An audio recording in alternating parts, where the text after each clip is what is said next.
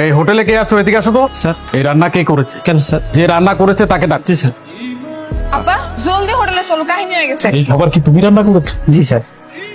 অসাধারণ। এর আগে ঢাকার শহরে এরকম রান্না আমি কখনোই খাইনি। খুবই ভালো লেগেছে। তোমার বিল, বাকিটা তুমি বকশিস রেখে। দেখছস 200 টাকা খাইয়া 10 গুণ দিল বকশিস। তোর কইছিলাম না এই হোটেলটা আমি নিজের করে তুই না আস্তে একটা শয়, ভালোই হয়েছে। তোর লাগে আমার প্রেম না ভেঙে গেছে। হাসান বাবা, আমি একটু গ্রামের বাড়ি যাচ্ছি, 2 দিন থাক। ঠিক আছে স্যার, আপনি একদমই চিন্তা করেন না, আমি আসি তো। 2 দিন পরে এসে পড়ুন। শুনলাম তুমি হোটেলে নাকি নতুন বাবু চেয়েছে, খুব সুন্দর রান্ধে। হ্যাঁ আচ্ছা শুনো, তোমার একটা হেল্প লাগবে। কি হেল্প কও? কালকে তুমি আমাকে হোটেলে যাইবা, তারপরে খাবার খাইবা। আর খাবার যদি ভালো হয় তাও উল্টা পাল্টা কথা বলে আর ইচ্ছা মতো ঝাড়বা আর গালাগালি করবা, বুঝছো? আচ্ছা ঠিক আছে।